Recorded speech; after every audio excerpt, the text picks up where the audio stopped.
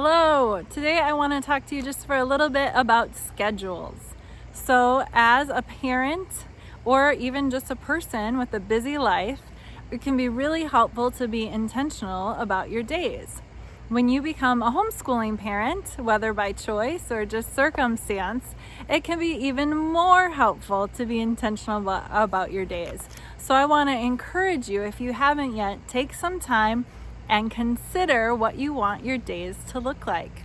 I have a few helpful tips that I have learned over the years of our growing family and life that have been really helpful to me as I make plans for a new year of homeschooling. So the first one is to plan for the important things first. So the crazy thing about life is often that the most important things seem like the things that are the least urgent. So you try to fit the things that are the most important to you around the rest of life. But that's not the way it should be. It should be that the important things are actually the rocks in our life, the things that are steadfast, the things that we protect, and everything else has to fit around them. Now, I know that sometimes with jobs and things like that, we don't have as much freedom with our schedule as we would like, but as much as we are able to plan our days, we should start first with our most important things. So that could be your family devotional. Don't include that as something separate from your day, but actually build the rest of your day around that.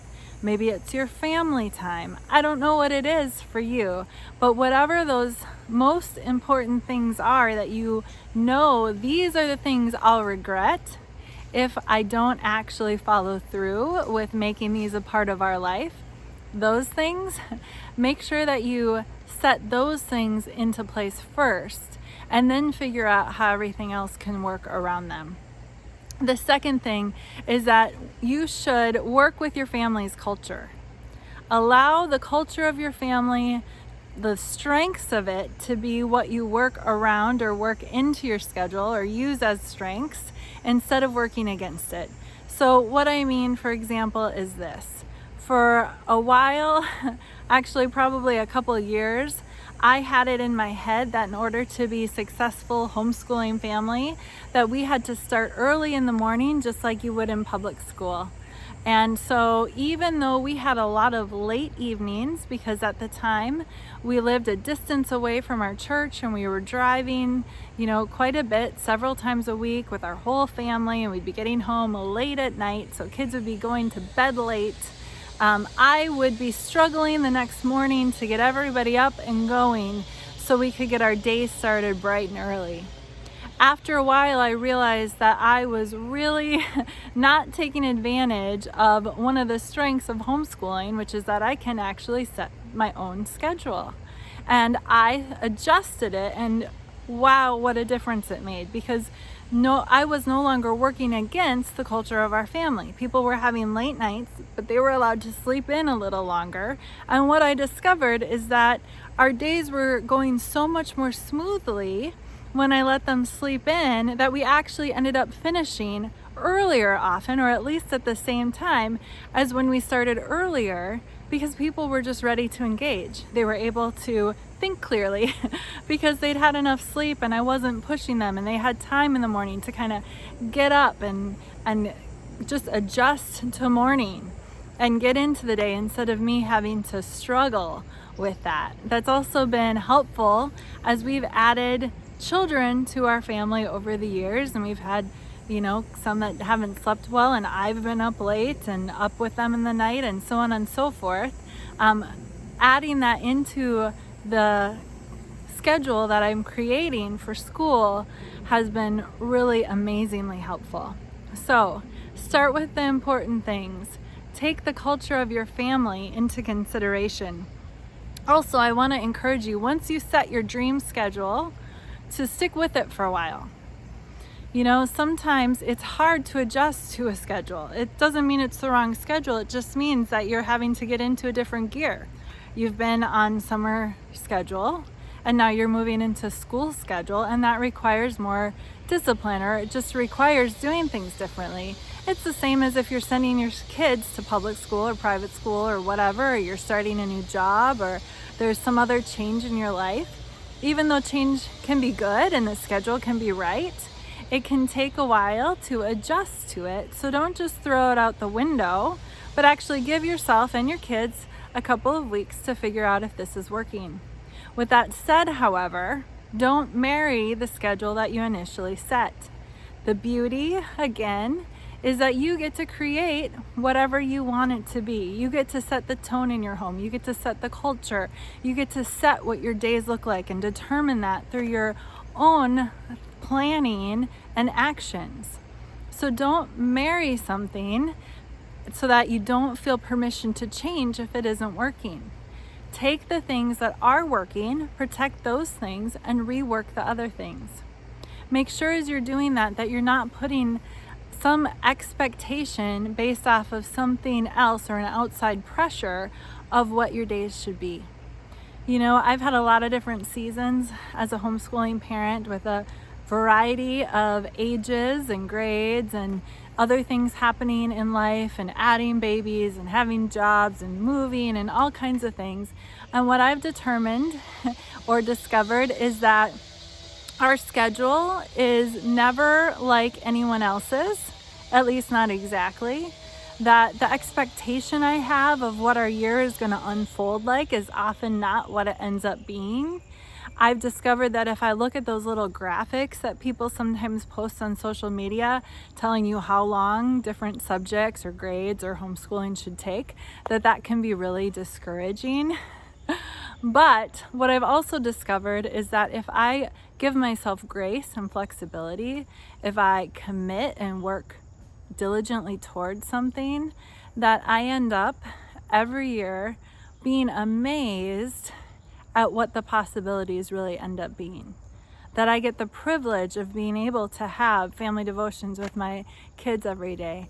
That I get the privilege of being able to be such an integral part of my children's lives. That I get the privilege of being able to determine not what I think something should look like, but what the best option for us is in the moment. So I want to encourage you as well that you really are in the best position to determine what your days should look like and what your family's days should look like.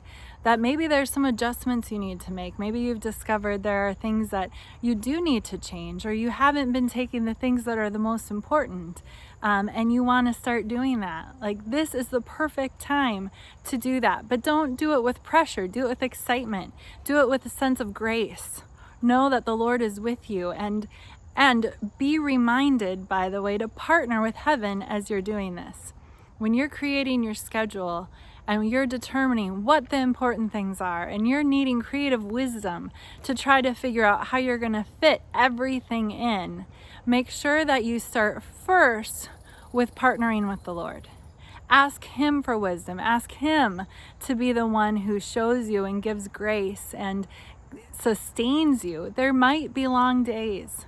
There might be things that you're having to adjust, and it's never fun to change. There may be new muscles that you or your family needs to grow, and that can be hard work and can be uncomfortable.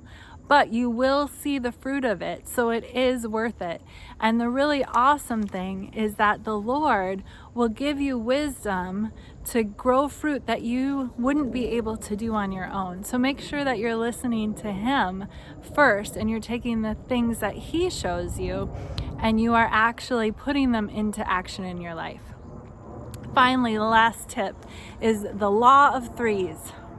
I don't know why it is, but I've discovered that quite often in life, things in groups of three just tend to work best. And I think that is the same for daily schedule as well. And what I mean is this: if you have 3 checkpoints in your day, it's amazing how much more smoothly your day will go.